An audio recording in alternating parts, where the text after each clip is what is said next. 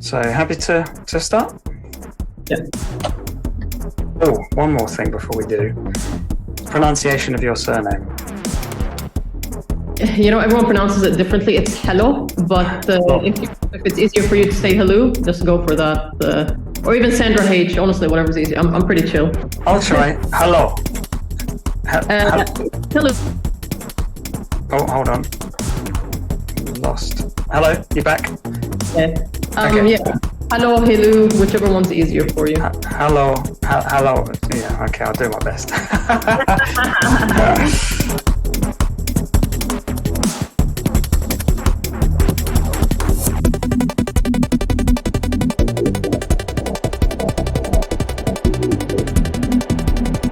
Welcome everybody, thank you for tuning in. This is Paving the Wei, and this episode we've got a very special guest. Not that to say that any of our previous guests haven't been special, but I've been very excited about this one for some time now. We've got Sandra Helou of, I'm sure I just completely butchered that pronunciation, but we have Sandra H from Metapolis joining us today. So welcome, Sandra. Thank you for coming in. Hey, Victor, how are you? I'm very good. How are you? Yeah, not bad, thanks. Not bad. Very happy to be here. Excited to be having this chat with you. So, as am I. I was just explaining earlier to Sandra, for anybody that's coming in, that this feels like I'm interviewing a bit of a celebrity within the sphere. So, if I bumble and falter, then you have to forgive me. I don't believe that, Victor. I don't believe that. So, Sandra, where should we start? So I think most people will know you best as being part of the Metapolis group. So Metapolis being a metaverse-as-a-service. So that's something we can certainly get into for sure in a bit later. So I don't know if the first question I wanted to ask you, to be honest with you, is because I think a lot of people won't understand really what we're talking about, even if they're familiar with the topic, because the term is battered about so much and means so many things to so many different people. And I'm also sure that you've had to answer this question many times before. So surely by now you'll have an elevator pitch prepared, but what is the metaverse? That is one of the main questions I get asked, but like you said, rightfully, there really isn't one way to explain it, right? The metaverse as a whole, everyone you ask has a different explanation for it. Everyone has a different definition of what the metaverse is. What I can talk about is pretty much how we see it or how we envision it. For me, the metaverse is the next layer of what, engagement and interaction is going to be in an elevated experience of the internet. So it's going to be the next phase of the internet where now, you can sit down, you browse the web, you browse the browser. Sorry, it's just been a long day. You browse through the browser, you interact and you engage with other people. But now, thanks to I've always called it the spatial web, right? Because to me, the spatial web is what brings together this whole layer of AR, VR, the metaverse, blockchain, crypto, AR cloud, IoT. All of these layers are going to need this product that they can interconnect into and attach to, and then kind of elevate the experience. For me, the way I see it is that layer is going to be the metaverse, because it's what's nicely fitted out for it to be that middle ground for Web 2 and Web 3 to merge together and just... Okay. Sorry, do you mind if we just take it back slightly? Because I've only recently come across the term spatial web, so I don't know if you could give me a little bit of a definition for that. Well, the term in itself isn't recent at all. I think, and this is what's happened in the space quite a lot, is when the hype boom that occurred mid last year or start of last year, we've had a lot of booms in the space, right? You had the NFT boom, and then you moved on to the metaverse, and then now we're going through the AI boom, and that's the hype cycle that's happening. The spatial web has been around for quite some time. Actually, it probably dates back to as old as how long AI has been around. And pretty much what it is it's the convergence of how people are interacting. So the internet is, websites connected. Spatial web is people, things, and websites interconnected together. So it's pretty much bringing the physical and the digital worlds into this like one convergence, and how they operate and share data and information is what makes it the spatial web. It's actually picked up quite a bit now, the term, because Vision Pro came out and they called it spatial, was it spatial computing or spatial tech? I think they called it spatial computing, if I'm not wrong. So I'm starting to see a lot of these spatial kind of terms popping up and starting to show face. But as a term, it's for me anyways what makes sense in the space. I was never really a big fan of people hyping a certain industry. When you speak about the metaverse, it holds a lot of meaning. It holds a lot of. Are you talking about it from a technological perspective? Are you talking about it from a narrative? Are you speaking about the avatar? Are you speaking about the assets? So, I feel like I'm steering your podcast. Absolutely, steer away. It's just mainly because these questions pop up quite often, and people always ask, what do you think of NFTs? What do you think of the metaverse? What do you think of AI? To me, they're all just connected on that one layer that eventually will form how people, things, and assets connect and share information. Agreed. And perhaps, but no, actually, I have something in mind in terms of how the blockchain and the metaverse interoperate, but that's something I think we can come to a bit later. Let's come back to Metapolis. So, I mean, some people listening or watching will be aware of various metaverse services. So we have sort of, perhaps if we're thinking of more traditional definitions of the metaverse, we have things like Roblox or Fortnite. Perhaps some of the newer iterations, we have things like, I think one of them is called Spatial, and we have Sandbox and various other things which essentially allow people to come together in a virtual environment and do whatever that virtual environment allows them to do.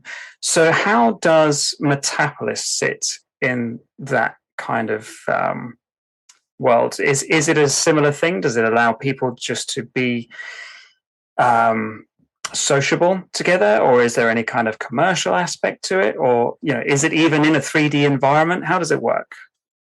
It's I'll probably take you back through the story, right? Because there are different elements to how things came to be and how the future is kind of going to look like. When back in the day when I was still kind of the head of the metaverse and NFTs at Zilliqa, a big part of what we wanted to do was we looked at the space and we're like, okay, what are people going to need? What are brands going to need? What is community engagement going to look like in the future? And that's when we strategized and came up with the idea of a metaverse as a service. Because if you look at how the space is progressing, and even if just look in general at all the projects that kind of came out from mid last year up until this year, a lot of them have pivoted and changed their business models because they realized that a lot of the basis that they were going to market with pretty much holds not a lot of grunt to it, right? A lot of it was hyped up in a sense. If you're talking from technology perspective, you cannot have scarce land because it doesn't work that way, But a lot of, yes. It doesn't work that way, But a lot of people were hyping like scarce land in certain metaverses and in certain areas.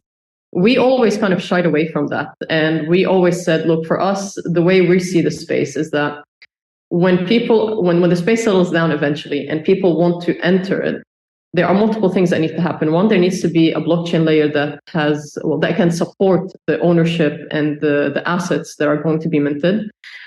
Secondly, it's going to be identity. What does identity look like? How is it interoperable? Because that's really important when you have an ecosystem and everything just needs to freely move around, right? One of the biggest bottlenecks in the space right now is you have multiple identities and you have multiple assets and you have multiple wallets, but they don't interconnect with each other. So let's say if I have 4 wallets, each wallet would have, let's say, 10 assets on it, and I cannot change them. I cannot have access to them because that layer is missing. So we looked at the blockchain layer. We looked at what identity means. We looked at what is going to be needed from a metaverse perspective, so that product line that people are going to need. And it pretty much came down to having a wallet that is able to be interoperable, so easily move between world to world and identity to identity, be able to share assets, which is when, I think you mentioned that you're part of the Zilliqa community or you have some ends, but that was kind of around the time where we launched Rialto. I don't know if you came across Rialto, but the basis of Rialto was that it would be a marketplace, an NFT marketplace that would connect with the metaverse. And then the assets that would be minted on Rialto would be easily extractable into the scene or the experience that we're building. So then we started to work on a product line of what the future of the metaverse is going to need or what clients will need. Then you come down to, I can't remember what point I'm at now, maybe fourth, but the fourth, which is the aesthetic of the metaverse. How is it going to be built? What does it look like? How do you deploy it in terms of any client? Because when you have multiple industries you're trying to cover, each industry requires a different set of aesthetic and a different set of entry points for the metaverse. So one of the things that we realized once we launched is that the space as a whole started to change, which meant that we ourselves also had to pivot with the space and also adapt to what is going to be needed. A lot of people tried to launch metaverses, but a couple of things happened, right? They were either scared of the market feedback that was happening. And I think a lot of clients and big brands saw that, from memory, I think it was Porsche or VW that tried to enter the space, being quite large brands, but they got some bad feedback from it. You had other organizations that tried to do it and the feedback wasn't proper. The reason for that is, they lacked use cases, they lacked a proper strategy. We've always seen the metaverse as an attachment to your business model. For us, it was never this activation that you airdrop some NFTs, you bring some people in, you tell them, move, do this, do that, and then you're out. No, for us, it's always been, we sit down with our clients and we say, okay, look, what is your business model? We take them through an accelerator. So more like a consulting accelerator where we go with them, we talk to them about their strategy, we talk to them about their use cases. Then we move on to doing private proof of concepts, which is we work with them in private on market testing and the user approach of what that space is going to look like, how people might react. We reiterate, and then we pretty much move on into deployment of what we discussed and what we said. One of the biggest things for us is that we've always been the layer that works with the client rather than deploys them straight away. So it's always up to our clients to go to market when they're ready. And I know a lot of people sometimes ask, who's out there? What can we see? What can we do? But this comes down to when the client is ready to go out into market, they will eventually go out and deploy their metaverse app for the space. I think people need to understand that when you're working with big brands, for them anyways, in the space right now, they are essentially still testing the waters in the sense that they do fear backlash. You say to them, nothing's going to happen. This is all good. It's all done. It's all dusted. Let's go have some champagne and mimosas. But that it's not always the case. You know what I mean? At the end of the day, big brands have seen what have happened to other brands. And some of them are a bit reserved in regards to how they approach the market with that narrative. And also don't forget, our market changes a lot. Last year, all the hype was metaverse. Then we had a very big gap. And some of the gap is still ongoing where it was, the metaverse is dead. Nothing's going to come out of it. The metaverse is gone, blah, blah, blah. And then the AI hype boomed. So people kind of shifted from metaverse to AI, even though AI is a big part of what we do in the metaverse, because, when we talk to NPCs, when we train them, when it comes to personalization, when it comes to identity even, AI does play a very big factor in all that we do. So the space in itself fluctuates quite a lot, which means that clients also are going to fluctuate with their market and with their community and with their internal, I guess you could say, structures and procedures. So, it just comes down to the original question you asked me, which is, what is your definition of the metaverse? And for me, if you're going to enter the space, but you don't see it as something you're going to dedicate a team to and prolong as part of your operations, then it probably is not right for you right now, and you shouldn't think of entering it, because the time, the effort, and the deployment take quite a lot for you to just go out there and get nothing in return or get bad feedback in return. It's really interesting how you put it, actually. It kind of seems to me that the metaverse can be what you need or want it to be. I've had this same conversation about NFTs, for a couple of years, in that many people ask, what is an NFT? Well, at the end of the day, it's just a token of ownership. It can be associated with literally anything. So it sounds to me as if the metaverse is very much in the same vein. That, and I would be interested, I suppose you can't divulge anything about your particular clients, but could you perhaps give us an example of what, let's say, for example, a clothing brand came to you.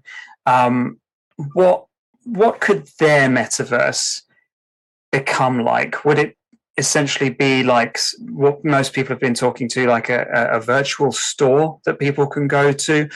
Or is there something that can interact with their physical stores, perhaps? Or what would it? No, it's a good question you asked, and it's also a good industry you picked, because I think one of the things that people hate about me and they like about me as well is that I tend to be a bit of a realist in this space, right? If you're a brand that comes to me and says, I want a virtual showroom, are you going to stop shopping because you can't put a shirt on an avatar? That experience is not going to change. We've had a lot of clients where, honestly, we have said to them, you just need a website. Like, you just need to update it. You don't need a metaverse. Like, what you're asking for has nothing to do with what you want. When it comes to, let's say, fashion industry, right? Or what you said, there are a lot of elements that need to come together, right? And this is what I mean when I say it needs to be a part of your business model. So you have, it depends on the client anyways, but I'll kind of give you like a quick overview, right? If you're a big luxury brand, generally they do a lot of training for staff. So where are all the items in the store? How do you, if there's a waiting line outside, how do you handle clients? How do you handle customers? What does authentication or ownership mean? And how can you keep your private customers or your VIP customers in a relationship with you outside of that experience? Or how can you make the experience easier?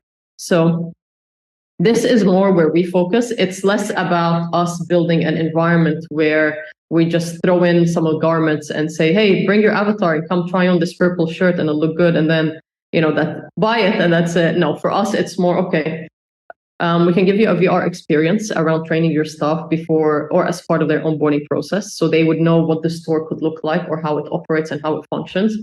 Then we can move on and say to them, okay, look, now we've done that. Let's move on to how can you engage your VIP customers, right? Whether it's through loyalty enhancement and loyalty programs, whether it's through building VIP areas that they can kind of integrate between the physical and the digital, right? So if I purchase an asset, maybe it can unlock some certain features for me later on. One thing we need to remember is when you're breaking down kind of like the demographics of people that interact with your brand, your high customers in a luxury brand, for example, right, could be your parents who are in the 50s, 60s, or 80s, for example, okay? I'm not giving accurate numbers right now, but, some high numbers. But these parents have kids, and the kids are also a part of the community that you need to engage with, because that lineage pretty much will eventually become your customer base as well, So we look at how can we integrate all of these things together. And then we assess, okay, so what do you want to start off with? Do you want to start off with training for your staff?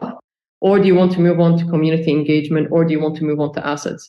I think one thing that people need to understand is, again, the space is moving very quickly, right? So previously what we had to do in-house and would take us around, 60 people to develop. Now with AI and the technology that's available, you can do it with 2 people overlooking, and it can happen pretty quickly.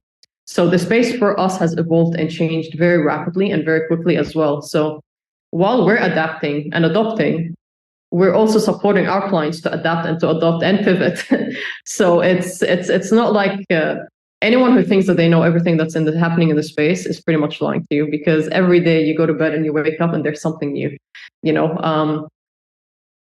I can give you a perfect example, which was the Vision Pro. Everyone went to bed and then woke up the next day, and now I'm starting to see on LinkedIn a lot of spatial experts pop up when previously not many people were there. And a lot of people are now talking about the .usd file output. Not a lot of people used to talk about it before, whereas we knew about it, and it's something that we had implemented internally because that's how everything can, again, interportable layer.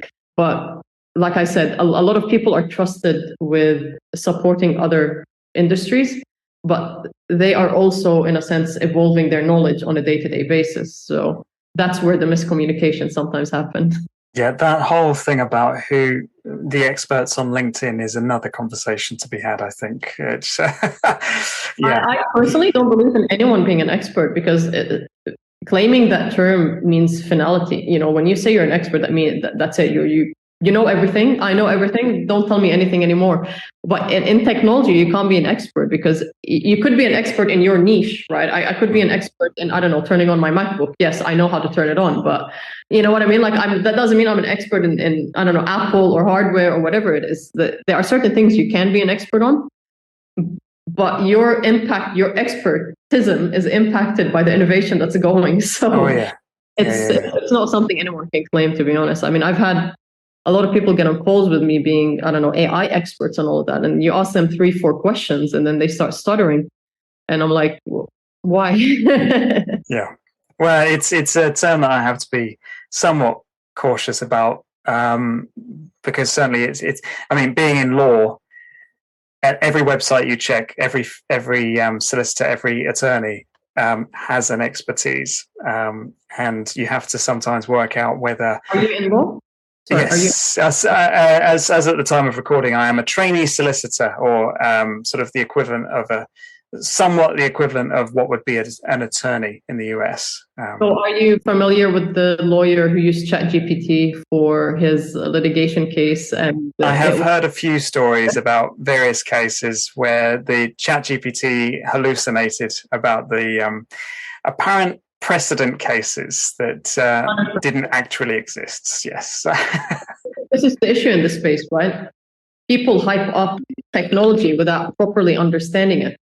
And this is what starts to happen, because now a lot of people are relying on it. I think I also read an article a couple of days ago that doctors are now using ChatGPT to support them with diagnosis, or to support them with patients' news that they wouldn't know how to do it. But you can't remove empathy from these kind of situations. You know what I mean? A ChatGPT can tell you, you need to talk to your patient, but it will never replace you knowing how to talk to them or what to say to them. Yeah, I think as the best people say, it's a tool. It won't replace us, and I think we have to take that at its very at its fullest meaning, and not allow it to replace us, because it could do quite a bad job, particularly now. So I think I'm personally, and I can only speak for myself. My views don't reflect anyone other than me. But I think there will come a time when human trial and error can sometimes be the way it's okay. So the output of human trial and error or human emotions can sometimes impact the end goal, right? And I always give this example because this is something that has happened to me multiple times, and I'm sure it's happened to other people. I was meant to be traveling one day, and then it was honestly like maybe 2 hours before boarding, I had to change flights, maybe 2 or 3 hours. I had to cancel my flight. It was during an event, actually. So I know for a fact that I can change my flight. I know I'm 100% positive that I can change my flight. And I remember I called up the service center and I said to them, look, this happened. Can I please change my flight? And they said, no, you can't do that.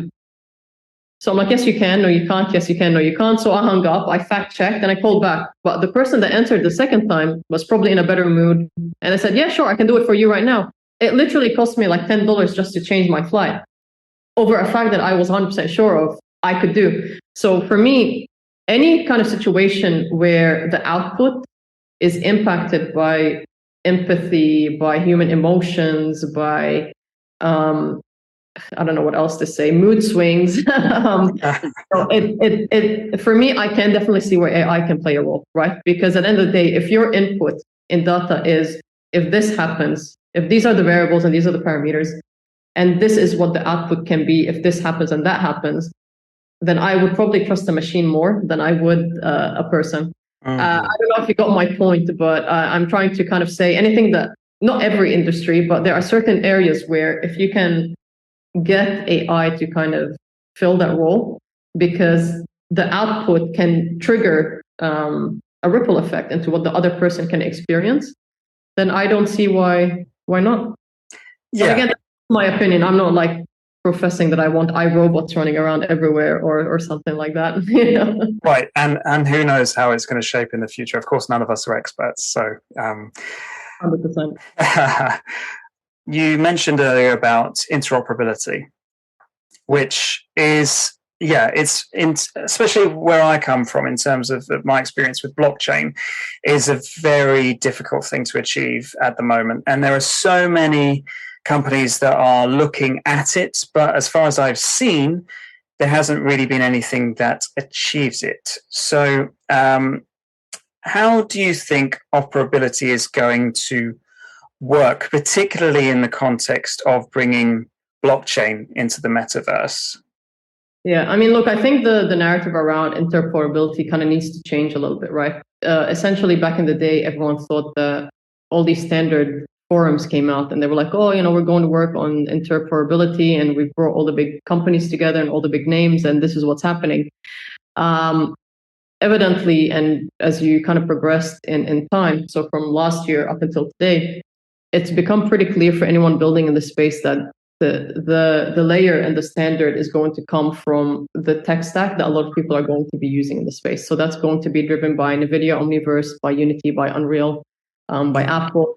I say Apple because, again, there's a reason for that. I have nothing against Meta, but Meta does not integrate into your day-to-day life like Apple does, right? You have an iWatch, you have an iPhone, you have a MacBook, Apple Pay, and all of these things. They are a part of our day-to-day. And now with the Vision Pro, that just adds on to this immersive experience. So I mentioned it earlier in the discussion we were having that when Apple had their WWDC and they spoke about spatial computing, they also mentioned, the what do you call it? They touched on the identity as well. So now how they're going to be verifying identity. And also they touched on how the .USD is going to come into it. If you break that down and you look, Omniverse uses .USD, Unity, Unreal, and all of that. The output from them can be done in .USD. So you can tell that these big companies and the ones who are kind of considered the tech stack for gaming, for metaverse, are the ones that are going to set that interoperability layer. Because at the end of the day, they all merge into how your platforms talk to one another. So sorry, yes, just to catch on that point. So you mentioned it earlier as well, the .USD file format. So it's not one that I was familiar with, but you say has been around for some time. What does it stand for? And would it be some kind of 3D asset, or does it encapsulate a lot more than that?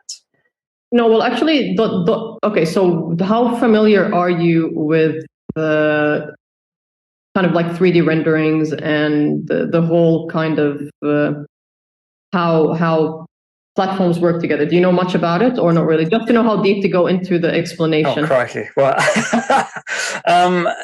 let's treat me as a beginner for the purposes of this. So, USD pretty much stands for Universal Scene Description, and it was actually started by Pixar Animation Studios. And it's not only a file format. So, now when you're working in, let's say in Photoshop, right, you can export into .jpeg, into .bng, into whatever it is, .pdf. The same output of the 3D files that you do, you can now export them into .usd.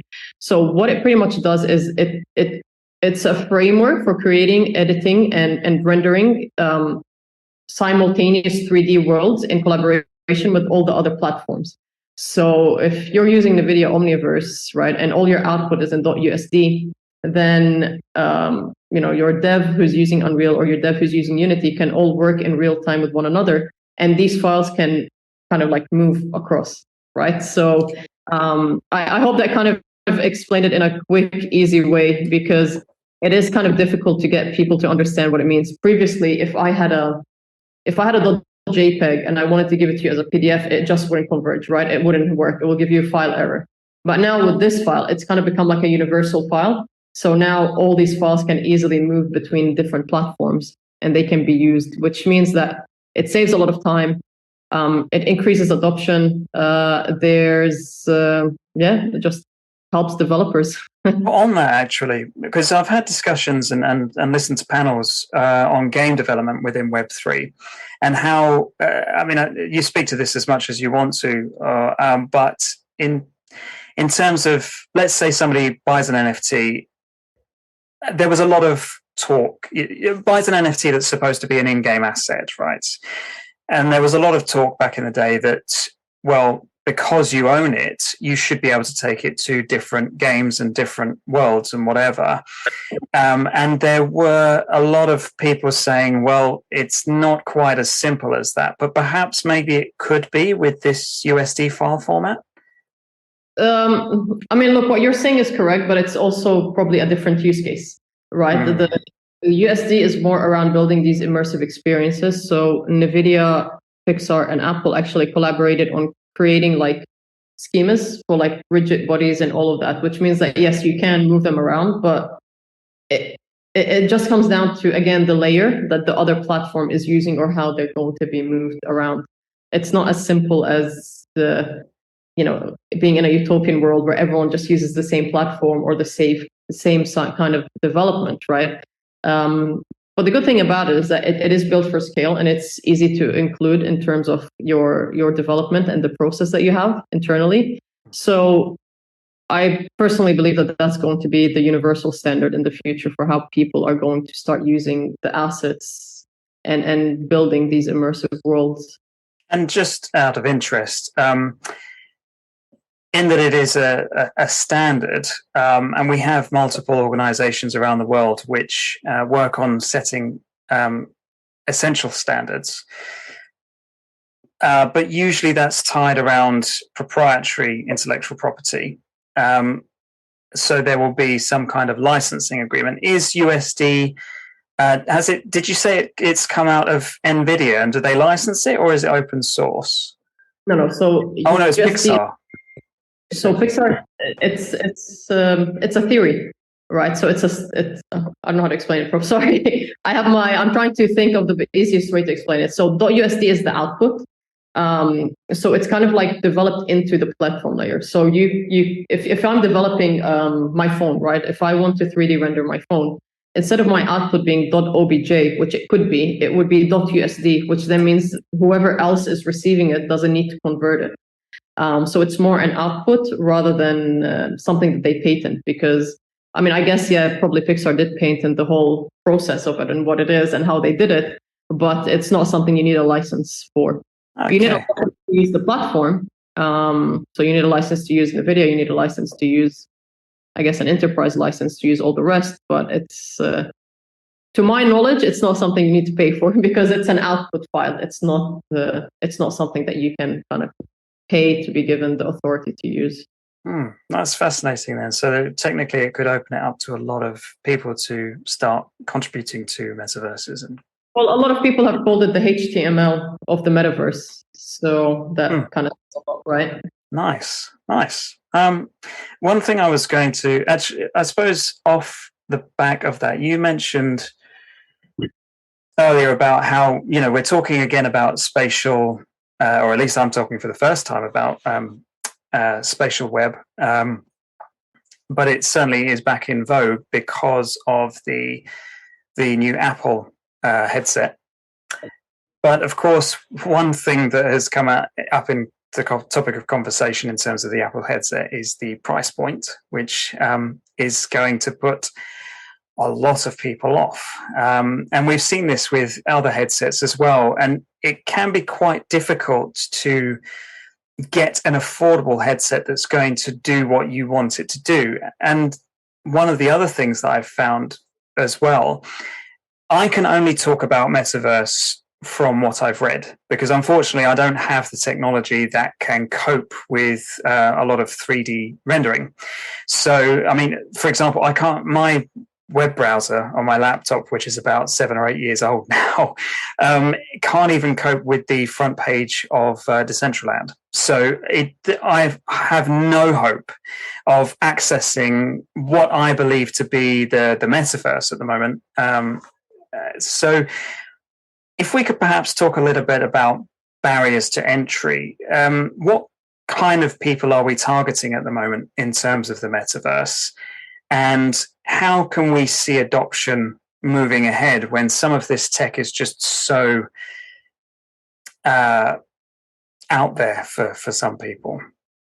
Look, I can probably answer your question with the price point initially, which is, I understand that a lot of people had a lot of comments on the price point, but it wasn't not expected. I think every initial product that Apple launches always has a higher price point, because that is not done for the mass market. It's done more for testing for developers and for people who can kind of give feedback, give data input, and then kind of they reiterate and then they come back and launch another product. I also don't believe that as markets, people are going to be rushing out and buying VR headsets anytime soon.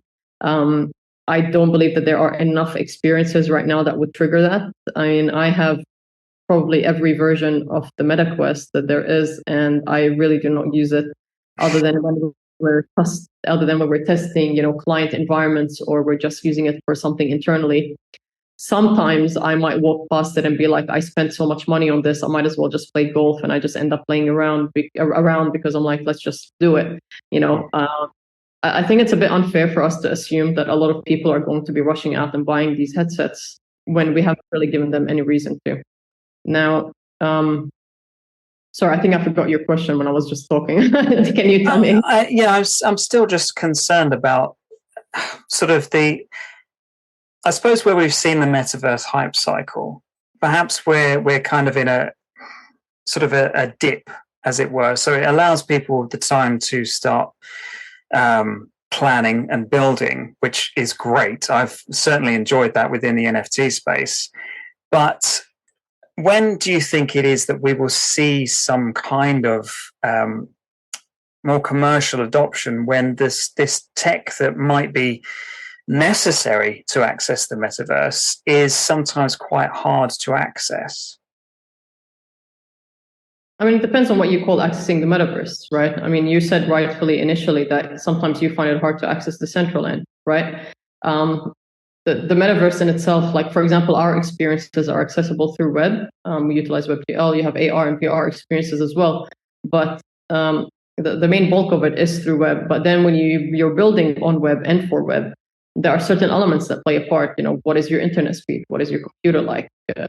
What's the bandwidth that you can tolerate or handle? What's that experience going to be like for you? So I think there's a whole bunch of other layers that kind of need to be broken down initially before we can assume that everyone's going to be interacting with the metaverse. Again, there aren't enough environments right now that are not secluded for it to be an innovative kind of space where you can freely move around. So for now, every experience is still slightly isolated. I personally don't really use the central end. I don't really use spatial. I don't really use Roblox, even though everyone is on Roblox. I don't really use, Sandbox or any of these things, because they don't achieve what I want to experience. You know what I mean?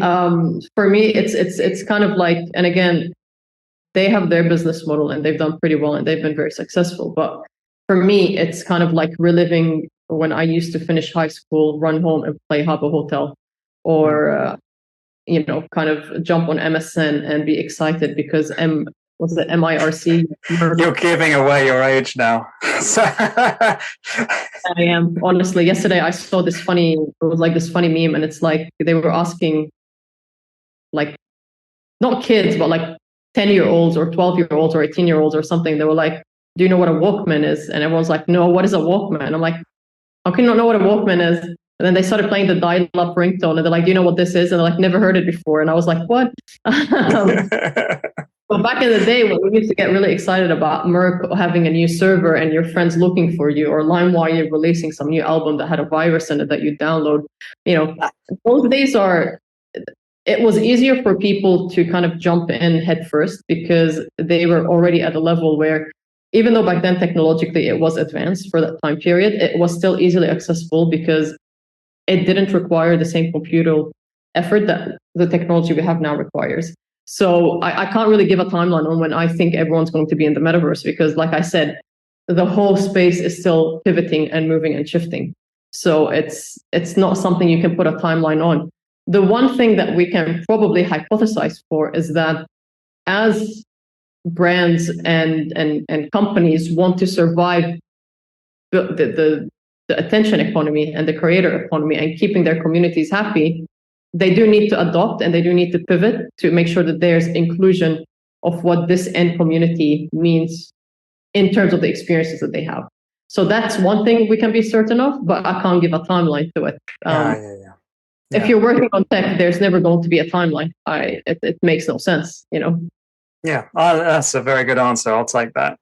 You said earlier about how you don't use things like Roblox, et cetera, because that's just not the sort of experience that you're looking for. So now I'm fascinated to know what sort of experience you personally are looking for in a metaverse. I mean, look, I spend all of my day on a computer, to the point where I think like every 6 months I go and get my eyes checked to make sure my my glasses are still all right. For me, if I'm adding any more assets into my life or any new technology or any new kind of experience, I want it to make sense for me and I want it to have value. Because on a day-to-day, there's a lot of clutter around me in terms of, just being in the space, leading a team, being involved in the space, all of that. While these experiences, I'm very familiar with them. And at the end of the day, I can't escape Roblox, right? I have cousins and I have, nephews and I have nieces and I have all these little kids around me. I cannot escape it at all. So I do have an interaction with it. But for me personally, if I am adding something to my life right now in terms of a new sign up journey that needs to happen, it's going to need to add value to it. Which is why I'm saying for me, I appreciate what they do and they've been very successful in doing it and very successful in launching a lot of brands into the space. And getting a lot of engagement happening. But it's not the use cases that I would be looking for when I'm dealing with clients. Yeah. So tell me then, because I have to know how you got into this then. So are you a gamer per se? Honestly, definitely. I think everyone is at some point was a gamer in their life growing up. It depends what level of gaming. I mean, I played World of Warcraft. I used to play World of Warcraft. I got Zelda, the Tears of Kingdom, I think it was when it came out. I try to keep up to date as much as I can. I mean, I love car racing games, love shooting games, love all. I was pretty good at Fortnite, pretty good at Call of Duty. Actually, I can shoot pretty well when it comes to the to the synchronization of the mouse and the keyboard and all. But it's and this was funny because last time, we were having a chat, me and a couple of friends, and back in the day, you used to get yelled at. People would say to you, you're spending too much time on games. What are you doing? And now it's like everyone's coming up to us being like, hey, can you help us with gamification? Can you help us with strategies? So the narrative kind of shifted. And I think back in the day when, again, when Second Life came out, I was one of the first people that kind of got an entry into its beta. And a lot of people consider that a game. A lot of people consider it a metaverse. A lot of people consider it a very pivotal moment in the experience that it brought, right? Prior to The Sims or after The Sims. Depends on when people started to play with The Sims. But, you had The Sims, you had Second Life, and then you had all of these kind of things that progressed. Do I classify myself as a gamer? Probably not, because I'm not that deeply invested into it anymore. But back in the day, I mean, yeah, I was a legend at 007 GoldenEye, for sure. Wow. And 64 version, I'm assuming. Yeah, the 64 version. Nice. Even to the point I got it on the Nintendo Switch now, but it's not the same experience anymore. That's it. I've heard, things about it. So, all right then. So, 2 questions: favorite game at the moment and favorite game of all time. Honestly, to be very honest with you, favorite game of all time, and this was very pivotal, I think, for gaming in general, was GoldenEye 007. I think that game just changed a lot. Right now, like I said to you before, I'm playing Zelda on the Switch, but I've really gotten back into Fortnite. I'm just really with Fortnite again. Definitely shooters then. They're just fun. It's just fun, But the thing with Zelda I found is that it when you have an open world where you can do anything, it kind of takes away, I think, from the excitement, because it kind of is dependent on your level of care and bother. I think I like more structured, levels and more structured games. Yeah. But for the visuals and for the experience that it gives, it's definitely, one of the best. I would probably say right now. But yeah, I don't really have much time to play games, so. Yeah, likewise. As we move further in our careers, that sort of the time we have to spend on gaming does sort of disappear quite quickly, doesn't it? But that's why we call it gamification. We just set up these calls where it's like, okay, everyone, let's sit down and play a game and brainstorm. I like that. Let's try and fit that into our jobs somehow. I don't know how I'm going to achieve that for myself. So, how I was searching through your LinkedIn profile the other day, and I was quite interested in sort of the direction you've gone in. So, I mean, you've kind of done a bit of quite a few areas, I'd say, but most interestingly to somebody like myself was when you, I think, one, started to teach yourself coding. I think it was Python. Yeah. And then you kind of became a founder as well. You created an app for people with ADHD. Yeah. So it's a funny story with that, right? I'm someone that's always believed in multidisciplinary roles. I really think that people should know a bit about a lot and then kind of tailor what they like. My initial career kind of kicked off more towards marketing and advertising. And my initial degree was around international business and law, actually, but I don't really admit it because it's not something that I enjoyed doing. I just did it because I did. But then when I moved towards marketing and advertising, you kind of, the more you talk to clients and the more you kind of pull yourself into this narrative, you understand that there's a bit more to what your skills can do and what they can achieve. And because I'm someone that doesn't like to follow one job description, I actually like to kind of dabble in a whole bunch. I do consider myself pretty lucky in a sense that when I graduated university, right, my career kind of took off with some of the chances that I took in the decisions of where I wanted to go. But that was at a time where everything traditional was going digital. So that was extremely important for me because it meant that everything I had learned at university, I needed to quickly change and adapt to the new world that we were entering. So, if I was talking about graphic design, there would be something new in terms of the innovation that was happening. If we were talking about engaging with communities, there was something new around whether it was MySpace, Facebook. I don't know if anyone remembers it. I always mention it, but no one ever remembers it. It was called High Five. There was a platform called High Five, and it was like the in-between of MySpace and Facebook. Not many people remember it, but it was there, I promise. I wasn't hallucinating. Between these. So what actually ended up happening was I'm someone that really believes in a lot of self-upskilling.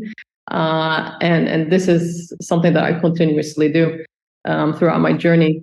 I had developed an application for myself because I had quite a lot going on in my day-to-day and in my life. And as part of the development that I did was I put it on the App Store. And then on the App Store one day, obviously not one day, some time had passed, maybe like a couple of months, but I wake up and it had like over 100,000 downloads. And I was like, what the hell is going on here? Like what? Turns out that what I developed for me, a lot of other people needed as well. And that was just to help people kind of go about their day-to-day. Like, for example, sometimes I would drive past a restaurant and I would say, I need to come eat here, right? Chances are you'd say that, you take a screenshot of it and then nothing would happen. So what I started to do was I started to make it easier for myself. So the app was that if I was driving past the laundry, it would trigger for me that I need to kind of drop off my laundry. Or if I was about to leave the house, it would trigger that, don't forget to do this. So like at the end of the night, I'd say, this is what I need to do the next day. It would send me triggers and reminders based on what I needed to do in my kind of surroundings and areas. So, wow. Yeah, it was pretty good. So that was pretty much the app. And then it was very funny because it took a bit of a turn and then it started to become a reminder for people who needed to take their medication. So I went to Canada throughout the journey of this and spoke with a lot of universities and spoke with a lot of doctors and a lot of researchers. And one of the biggest issues that they were facing with people who kind of had, whether it's early onset dementia or Alzheimer's, or parents with kids who have autism or ADHD, is that they wanted a situation that would trigger, a reminder to get off the iPad, reminder to take your medication, reminder to come visit your doctor. And also the app kind of pivoted. And at that point, my career had just moved in a whole different direction. So yeah, quite a lot happened there. But I guess I hope I answered your question about ADHD and the app. But that's pretty much how it was. And then so it was an interesting journey and experience for me, to say the least. To be honest, through looking through your LinkedIn CV or whatever you call it, there are a lot of things that I could ask you many, many questions about, but I also appreciate we're coming up to the hour, and I know you've got a very busy day ahead of you. So, look, if you want to go for it, really, I have no problem. But I think it's important that people understand that your journey doesn't really need to be kind of laid out. Like I took a lot of chances in my career, a lot of them, and I don't regret any of them at all. Even though a lot of people told me that you will regret this, but absolutely, whenever someone told me you will regret this, and I did it, there was zero regret attached to it. Nice. That's a fantastic outlook. Well, in that respect, then, there's two things that come to mind. There was a post that you recently did, which was reposting something by Gary Vee. And I know everybody has their thoughts about Gary Vee. And certainly, without making any kind of judgment about him, you did comment on how. So I think he said something about, success isn't the billions that we make, but it's how we, it's about being happy at the beginning of the day, or something like that. And I don't know if you want to speak about your comment to that, because it kind of gives me an indication of your beginnings. I'm wondering if you've come from quite humble beginnings, actually, to the point you're at today. I mean, look, to be honest with you, I think based on Gary Vee's post, right, I think it's very easy for people who have a platform to generalize a lot of the things that they say. And the biggest issue with that is a lot of people on the receiving end, they don't put salt and pepper on what they're reading. They take it as it is, and then they start putting pressure on themselves and saying, look, oh, if he could do it, then I could do it. Oh, if this is achievable, why aren't I achieving it? We live in a very stressful period. Anxiety is at an all-time high. Stress levels are at an all-time high.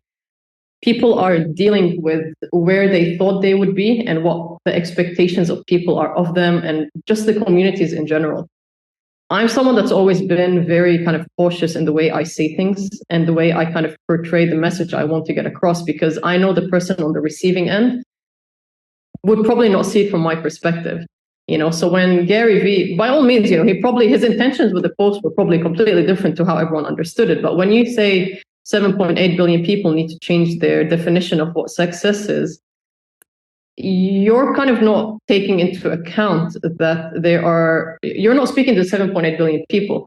I mean, I was very lucky because I was born and raised in Australia, in Melbourne, which is a very beautiful country. It's a great community, free healthcare, schools are great. It's Australia, everyone loves Australia. So we're Australia, other than the spiders and the koalas and the kangaroos, we're a great nation. But then also from my family's background, who, they kind of left Lebanon during the civil war, and they went and they established a life for themselves in Lebanon. I was able to kind of, and this is where I consider myself lucky, I've seen both sides of the story. I've seen living in peace and comfort, and I've seen people live in poverty and not be able to make something out of themselves, not because they didn't want to, but because they really couldn't. They couldn't get a visa to get out. They couldn't build enough money to, support themselves, to sustain an education that was proper to them. So for me, when we go out and we say things like, oh, at this so-and-so age, you should have accomplished this, you're not taking into account all these other factors, right? I mean, I've lived in Lebanon for a couple of years now, and I can assure you that the amount of energy and the amount of talent that exists here is crazy.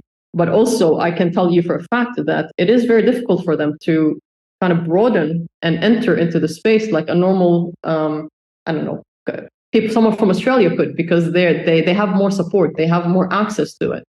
So once you've seen two sides of the story, for me to sit down and say to someone, change your definition of success and you'll be happy, it doesn't really make sense to me, right? Because success, happiness is constantly changing. I mean, everything could be going perfectly right for you, and then you could go to bed, wake up the next day, and you'd be in a pissed off mood. Sorry for saying that, but this happens, and that doesn't mean you're not successful. There's been plenty of times where I felt extremely successful, but my anxiety was high and I was burnt out and I just wasn't feeling good. These two are not linked. And if we try telling people that your success is linked to your happiness, and if your boss upsets you, quit your job, and if you don't like someone, just leave it, or blah, blah, blah, you're kind of giving them the wrong impression, right? You do need to weigh in and assess the situation.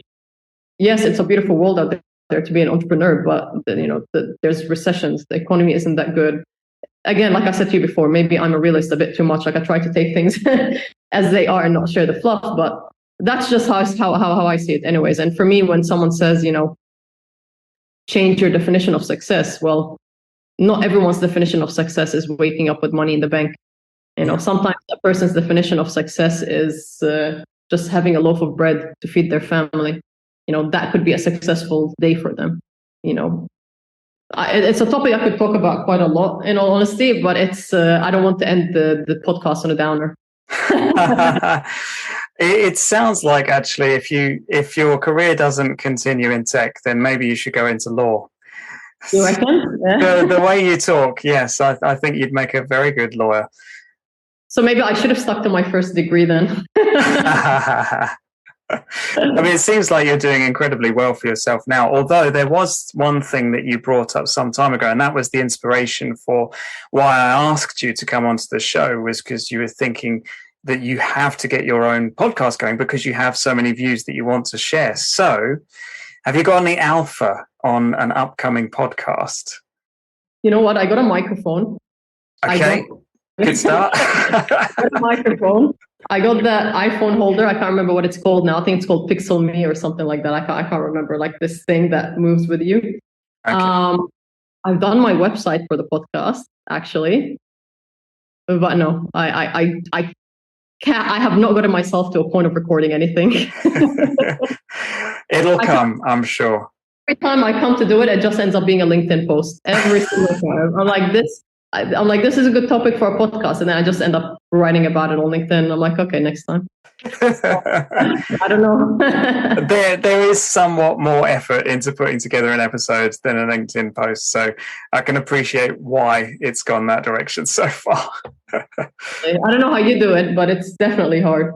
I squeeze in the time somehow. It requires some long days, early nights, and some late nights. Early mornings and some late nights, but yeah, it's hence why we're only on episodes 4 and 5 at the moment. So that's 4 or 5 more episodes than a lot of other people out there. So good job on you. Good job for you. Thank you. Well, I have to say it's been an absolute pleasure talking to you, Sandra. Thank you so much for coming on. I'm going to be bragging about this for months. So, and yeah, absolutely. I'd love to have you on again in the future as things develop, as they surely will do. So, yeah, where can people find you? What do they need to look for?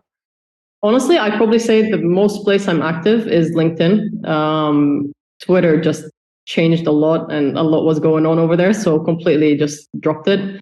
But yeah, I'd say LinkedIn is probably the best place to find me. Any of the latest places? You're on Blue Sky at the moment or Mastodon? Honestly, I can't keep, like I said, I can't keep up with the space anymore. But by the time I'm done talking to my team and having internal calls and calls with clients, I can't do it. Yeah, I appreciate that. It gets too much, but look, probably will make my way there eventually, but not yet. Yeah. I need to rescue Zelda in my spirit. Oh, fantastic! Well, thank you so much for coming on to talk with me, Sandra. Best of luck to you. Absolute pleasure.